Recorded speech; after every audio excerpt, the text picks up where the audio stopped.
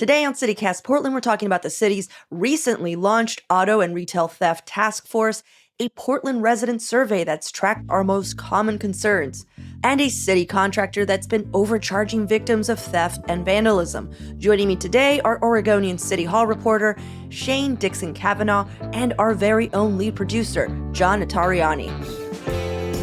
It's Friday, August 4th. I'm Claudia Meza, and this is what Portland's talking about.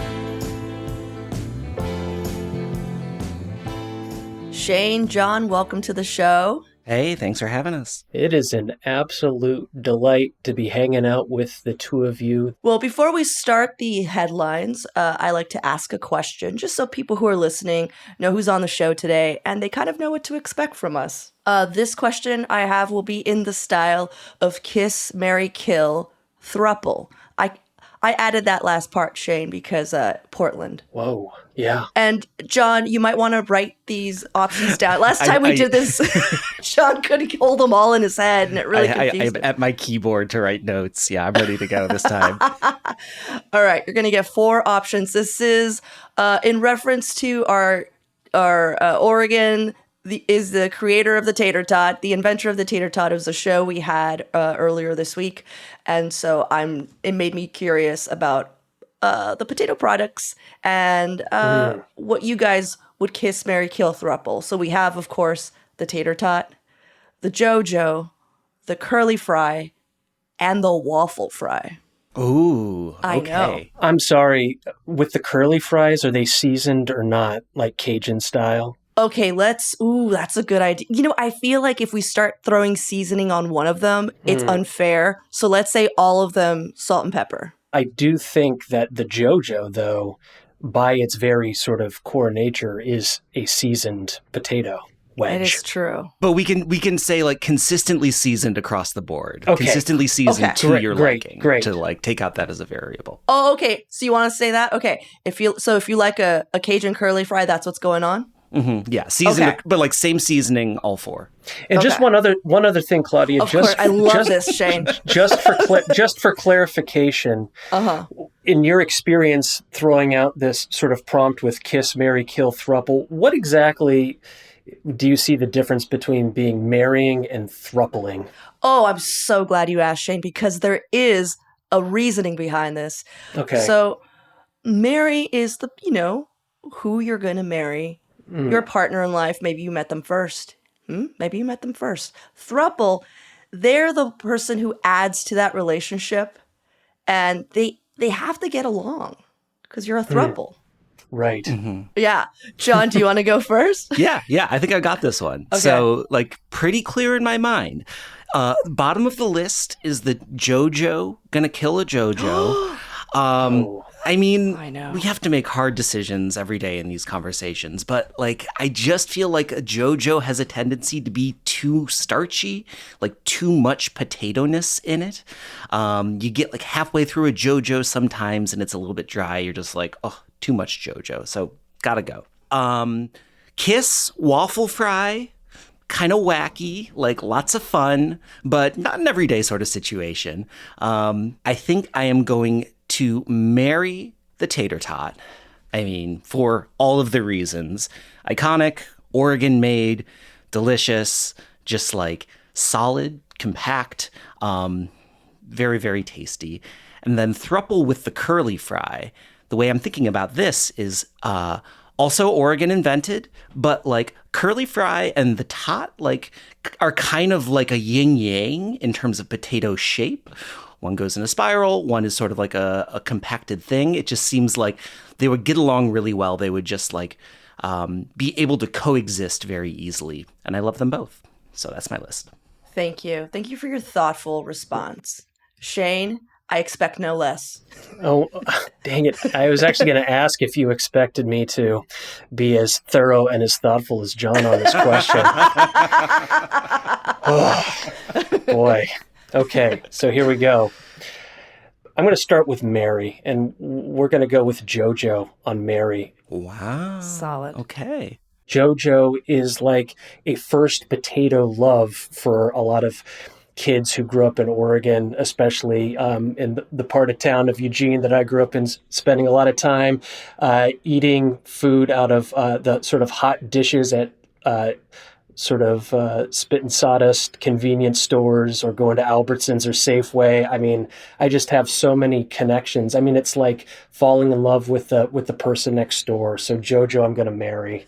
Okay. Absolutely, 100%. So if we got to kill something, I don't want to kill any of these potato products because I really do. I love them all, but I'm just gonna pull the trigger on the tater tot. Yeah. I just All right. and only because I have to kill one of them, and I don't know. This is a devil's bargain, and I don't like it at all. In terms of Kiss, curly fry, absolutely. I mean, there is just something just sort of seductive in the appearance and the look and the slenderness and the twists and turns. There's something very, I don't know, alluring and seductive. So we'll go with Kiss, and then thruple. I mean, waffle fry, absolutely. If I'm married to JoJo, we're gonna bring in the waffle fry as a third for sure. Wow. No questions. So beautiful. Anyway, Well, I'm going to kiss a tater tot. I'm going to marry a JoJo. So Shane, we're going to fight for that one there. I'm going to kill a waffle fry. I'll be honest, I don't get it. And then I'm going to thruple that curly fry because for all the reasons Shane just described perfectly, I don't know if I could say anything else about the curly fry, to be honest. Well, I mean, I guess it just goes to show that, like, there's love out there for everyone. And, like, I want you guys to be happy with your JoJo. Like, I'm really happy for you, too. Oh, thank you, John. This is John who killed the JoJo. Well, thanks for playing, Shane. Appreciate your effort there. Would you start us off with your headline of the week? what I'm going to talk a little bit about today is the recent creation and launch of a pair of task forces focused on some of the most persistent and bedeviling property crimes in Portland over the last few years, and that is retail theft and also car theft. The persistence of these crimes have been increasing for quite some time, but it was only recently that local leaders in law enforcement and in government sort of led, at least in terms of press conferences by our current district attorney, Mike Schmidt, decided that they were going to make this big announcement that they were going to invest new resources into creating, or in fact bringing back, because there had been these types of task forces in the past in Multnomah County and the city of Portland, to really put more money and resources behind having prosecutors that were devoted exclusively to these types of crimes, and also to have investigators that would work with the DA investigators that were going to help focus on these crimes more intensely, to try to build more and better cases to actually bring these to prosecution. Because what we've seen in the past, and the data shows us that, both of these types of crimes have gone up dramatically in the last few years. However, the number of actual cases brought by Portland police or other law enforcement in Multnomah County to the DA's office to even consider prosecuting these crimes has taken a huge nosedive.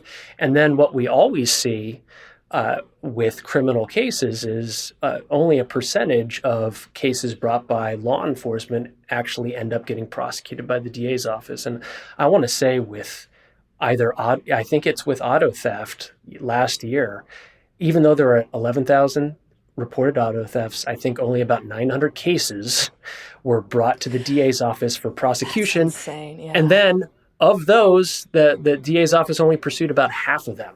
So anyway. Do you know why? Just real quick. We had Mike Schmidt on. That show's not going to air for a handful of days. But, we spoke to him, and it was hard to understand why less than 10% of the cases were actually prosecuted.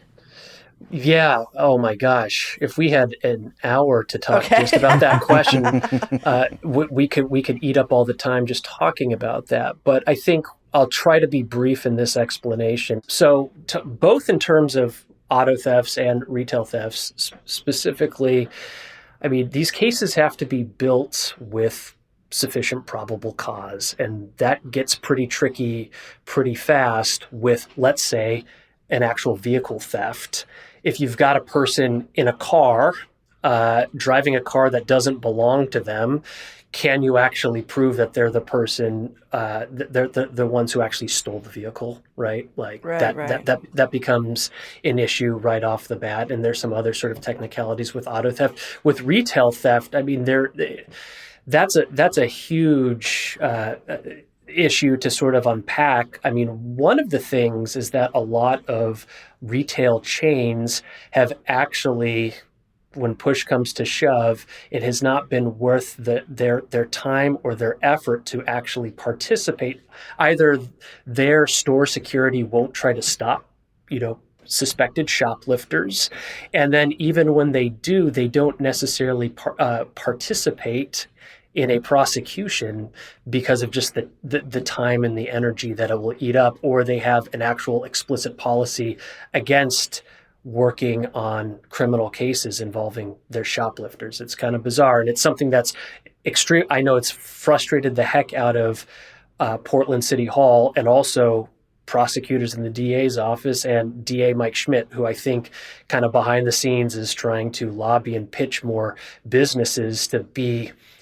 So it's basically saying, we want to actually try to bring cases against some of these crimes, but we need you to work with us on these. And Hmm. that's Yeah. sort of a delicate balance. Yeah. Well, thanks, Shane, because the reason I asked specifically is I wanted somebody else to say it. I wanted someone who's been reporting on this for a bit now. And when we had, the DA on, he could only say so much. He can only say so much from his perspective. And he Mm-hmm. shared that. But I feel like it's important to note that a lot of these issues aren't just, oh, the police aren't doing their job. Oh, the DA doesn't have enough prosecutors. It's that evidence. It's the lack of evidence, and it's the lack of being able to work with certain companies, like you said, who aren't ready to prosecute because it's just too much. It's too much effort. Yeah, yeah. I mean, and I think that sort of gets to why I like these twin task forces as a policy idea, right? Because as we've been talking about, it is kind of hard to unravel what's going on with crime in the city, but like clearly it is on people's minds. As we'll get to in my story when we turn the corner, Mm-hmm. like there's a lot of concern about crime, but there is this question of perception versus reality, right? And I have this suspicion that there's a lot of people that sort of see the physical landscape of the city, but aren't necessarily focused on the crimes that are actually happening. And I think that focusing in on these two issues, retail theft and auto theft, and really making a pointed agenda to try and like cause a dent in the problem is like both smart because it's going to help people and it like looks good. It's going to create something to point to, hopefully, if this works out over the long term, as opposed to just feeling like crime is this monolithic problem across the region. No, absolutely. And again, I think so much within kind of the public safety space in Portland over the last few years, whether you're talking about police or the DA's office, and to some extent, rightly so, the emphasis and the focus has largely had to be around violent crime, shootings and homicides, escalating as quickly as they have in the last 3 years. That is where the time, attention, resources are going to go. But at the same time, we've also seen this explosion of these lower level property crimes, which really, strike at the core of the city's perceived livability. They're Mm-hmm. livability issues, and they matter to folks in a very sort of meaningful way. Before we move on, Shane, do you have anything else that you wanted to talk about or add? Well, yeah, I mean just the final thing, and just on the creation of these task forces, and I'll again try to be relatively brief on this, but clearly there were a lot of political considerations as well when this whole thing came together. And again, it wasn't coming, and I'm kind of laughing about it because it wasn't coming from our city and elected leaders coming up with this idea, believe it or not, which sort of which kind of begs a question a little bit, like, why? I mean, this wasn't something that magically came out of Mike Schmidt's head or at the city of Portland, but in fact, it was another very influential group and one of the most powerful organizations in the city, the Portland Metro Chamber, formerly the Portland Business Alliance, and specifically their vice president, John Isaacs, is essentially the person who thought of this idea, or the sort of the initial idea behind this, or the energy was kind of looking at sort of two different potential political problems that two elected officials faced. Namely, you had a progressive district attorney who's been labeled as soft on crime throughout his entire time in office. And not just political issues, because obviously there needed to be more work done on car thefts and retail theft. But you also have a district attorney who's going to face a tough re-election going into an election year. And you also had a new member of the Portland City Council, Rene Gonzalez, who one of his main campaign ideas was essentially creating a city municipal court, bringing back this idea to essentially look at low-level crimes that the DA's office was no longer prosecuting. However, the creation of a municipal court by the city was completely non-realistic. It's a non-starter. It was going to take years. It was going to cost millions of dollars. And so the idea was this could be something that could actually address a fundamental concern among Portland residents and businesses, but also this would be a way for both the district attorney and for Rene Gonzalez to sort of deliver on some of their own promises. So anyway, I really appreciated that background because the way it's been painted is like, Mike Schmidt finally is doing this thing. So this is good info to have. Yeah, in some ways it's a little insidery, and some of this stuff behind the scenes is kind of irrelevant to how we actually see something like this come together and whether it works or not. But at the same time, I think this also provides just a real good lens into how shit gets done in Portland sometimes. Oh, Shane. Well, thank you for that. All right, let's take a little break here, and when we return, more headlines of the week.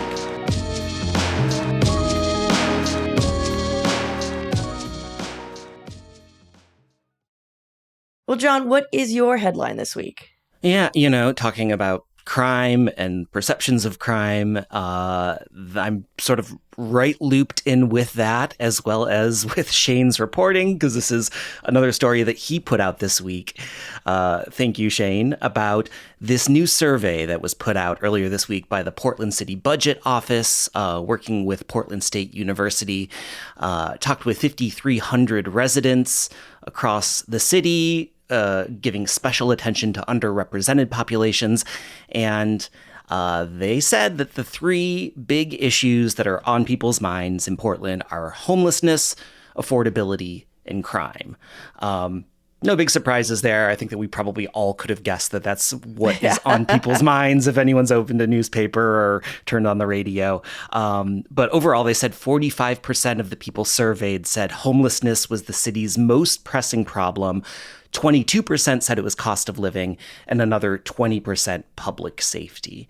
And there's an extraordinary amount of data here, though, and I think it's really interesting once you sort of dig in and look at some of the disparities in terms of where people live in the city and how they respond.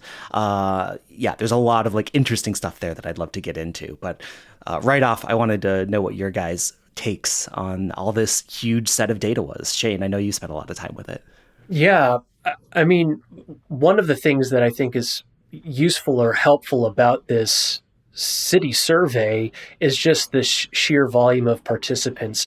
And just so there's a real kind of treasure trove of information here. And I think the other really important thing with what the city of Portland did here in terms of surveying city residents is, a lot of times when we're talking about public opinion surveys or polls, it's usually focused on voters or likely voters. And let's think about who are the people in Portland that are not being captured in those types of surveys. We're talking about immigrant communities, refugees, not non-voters. Yeah. I mean, I think that was one of the things that was really interesting in this. They spent a lot of time in the methodology talking about how they went about getting access to people that wouldn't necessarily be captured by a lot of the standard, sort of straw poll political surveys that you get. And I think it's like really interesting when you start breaking down what different groups of people think about different things. Like on the question of homelessness, right? Like clearly homelessness was above and beyond the major issue. But when you get into the data, more than 50% of white Portlanders say homelessness is the biggest challenge that the city is facing. But if you ask Black Portlanders, nearly 40% say it's cost of living. Right. So, and I think that when you sort of ponder those disparities and how different racial groups, how different economic groups, and about how different sort of people who live in different regions of the city think about it differently, you get such a better picture of the various ways that people are living in Portland right now. Yeah, I was really interested too in how sort of the answers to these questions differed along racial and ethnic lines, but also just city geography. Where you live in Portland tells you a lot about what the sort of, collectively what your priorities are, or what the city's most pressing concerns might be. And then also age too. Similarly, and I think I pointed this out just in the little roundup I did of the survey, that that even though for young people, and I think it was 16 to 29, homelessness was still sort of the most pressing issue among those individuals. I mean, cost of living was neck and neck at that, and that's just a great reminder of just how much more challenging affordability has become in the city. Yeah. The question of affordability is just like a ramp downwards. The highest concern with the youngest group down to when you look at over 75-year-olds, they're not nearly as concerned about the affordability of the city, which to me reads like if you, had your career and bought a house, 40 years ago, you're like, yeah, this is great. Yeah, totally. But what I actually think is really interesting that everyone could agree on is that less than a quarter think that the government is effective. Everyone just held hands on that one. Was there anything surprising in the survey for you, John, or Shane, who actually wrote the article? I certainly, to just see the variability again, when you look at sort of the racial and ethnic demographics and sort of how those diverge to some extent.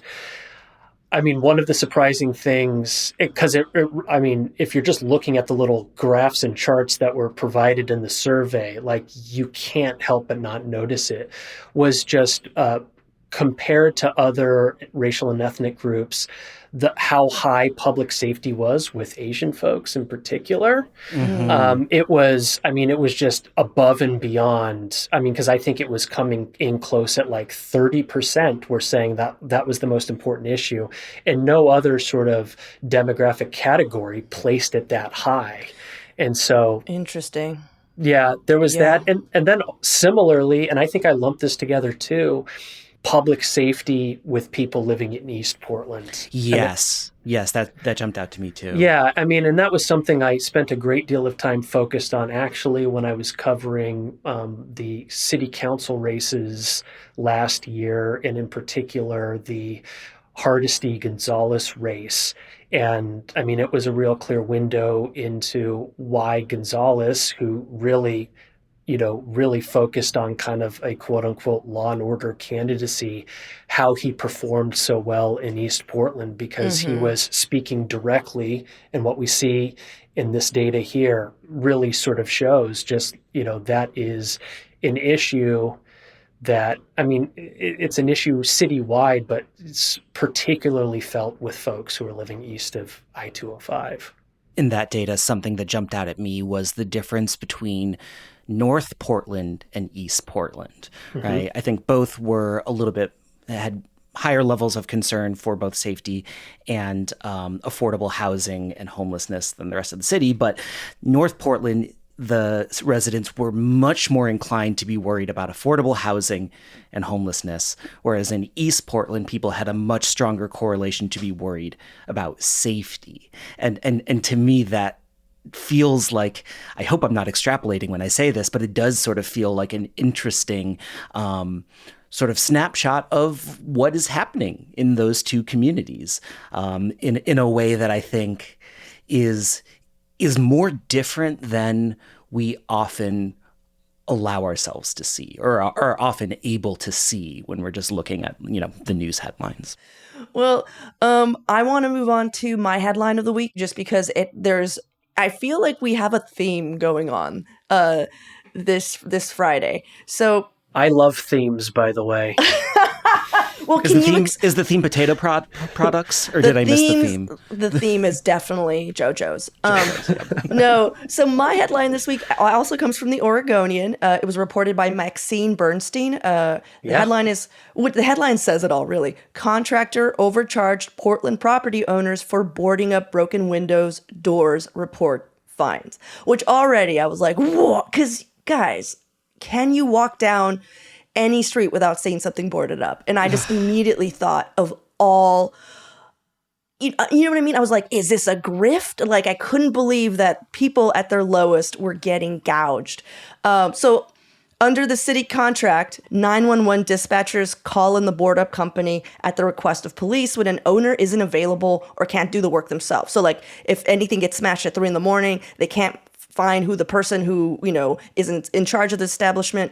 This contractor goes out, and this contractor in question is Stanley C. Kennedy Enterprises, which is doing business as 1-800-BOARD-UP. And already, how, just 1-800, would you call 1-800-BOARD-UP? I would never call 1-800-BOARD-UP. Like that sounds... I mean, I would call 1-800-BOARD-UP, because when your windows get smashed, that is like the most brain-fryingly frustrating time, and you just reach for the easiest thing. It's like, what is the closest thing that's going to fix this problem for me? Mr. Board-Up? Yes, I'll call Mr. Board-Up. Oh my God. Which is why it's so infuriating to me. I tried to think of lots of smart things to say about this, but I only have anger and frustration. Go on, Claudia. Well, this means that sometimes, of course, that the owner of whatever establishment got hit didn't have a choice of who was doing their work. So they're going to have to go through 1-800-BOARD-UP because, again, the city contracts them.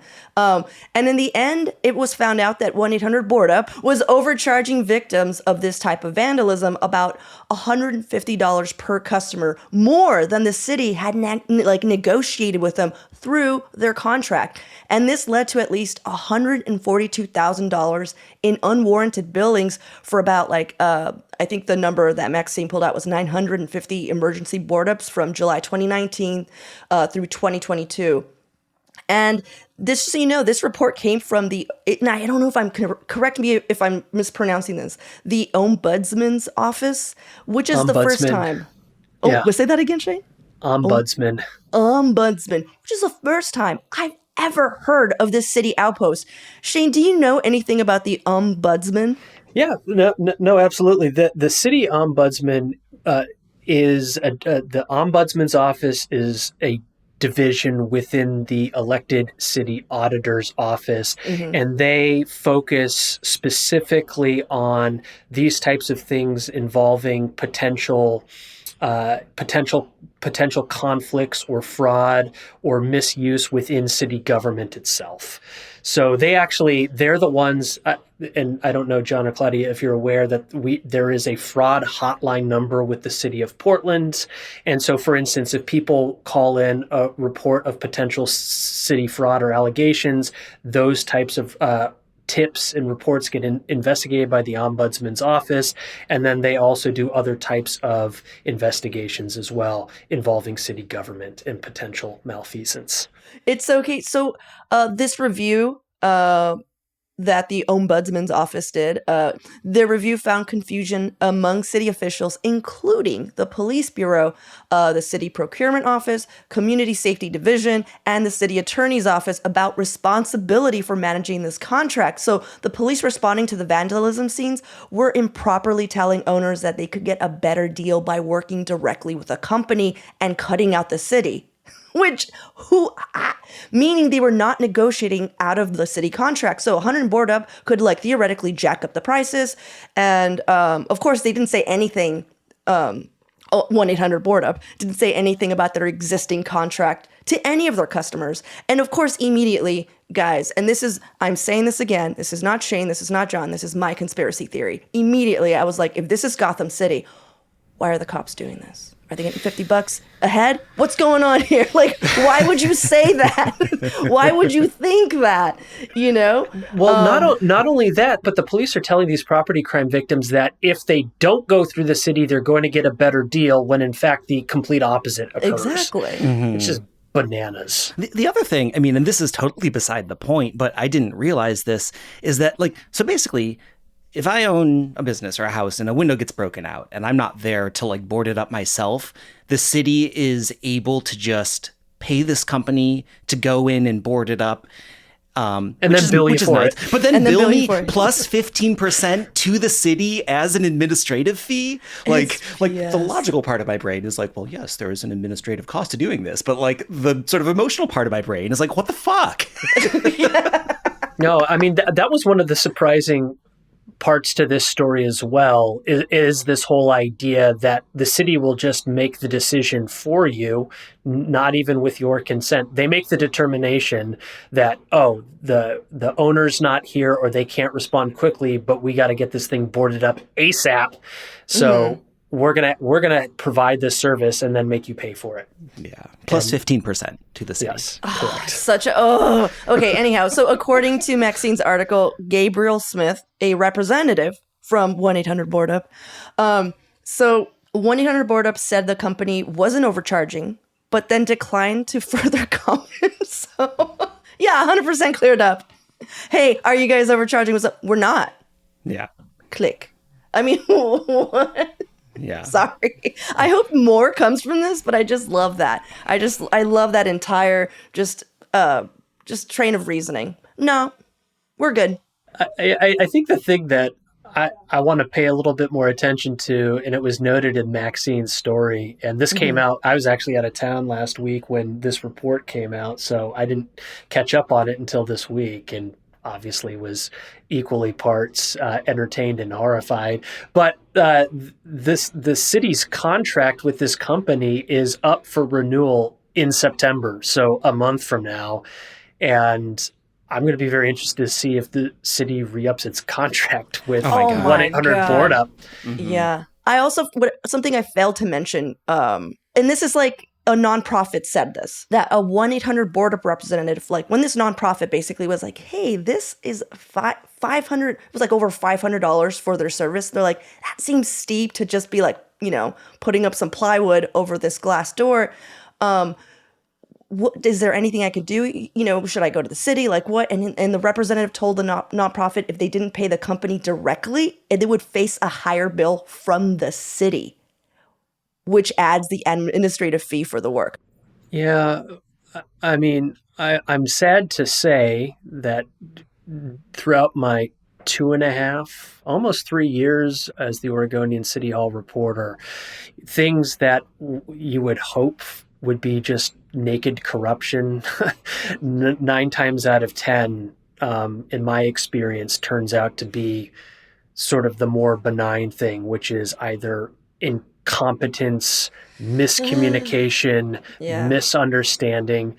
It is one of those things that continues to sort of shock and surprise me with how often that ends up being just the explanation for many people's what the fuck is going on reaction to something. Maybe this is why 25% of Portlanders Maybe this is why nearly half of the respondents strongly disagree that Portland is a city where everyone can succeed and thrive, regardless less of their than a quarter identity. say they think the city government is effective. And I'll tell you, yesterday, so that city survey that we were discussing went before the city council. Like, there's a whole presentation from PSU and the city budget office to the mayor and city commissioners. And Ted Wheeler's response to the 25% effective city government was, "I'm surprised that 25% of people said it was effective." I actually got a couple of laughs from people at the meeting. They're like, "Yay, cool! You don't believe in it either. That's great." So good. Well, as it normally happens, I'm really depressed now. Yes. At the end of these Friday roundups, does anyone have anything fun to share before we wrap up? Maybe the three of us collectively can just say the word "ohm." Oh. So what you're suggesting is that what's going to write is we're just gonna close our eyes and do a little bit of meditation, some intention, putting out some intention in the world that maybe some of this incompetence and this miscommunication clears up. Yeah. Okay, I believe in that. Nothing but loving kindness. Oh, that's nice, Shane. I like that. All right, we'll leave on that note. I like that. Well, thank you so much, John, and thank you so much, Shane, for hanging out with me today. All right. Thanks, Claudia. It was a real scream. Thanks, Claudia. That's all for today here on CityCast Portland. Thank you so much for listening. Our lead producer is John Notariani. Our audio producers this week were Julia Fiaioni and Natalie Rivera. Our newsletter editor is Rachel Monahan, and our host is me, Claudia Meza. Original music by Jenny Conley and Stephen Drizos. Additional music by Epidemic Sound. We'll be back Monday morning with more from around the city. Until then, see you at Slim's.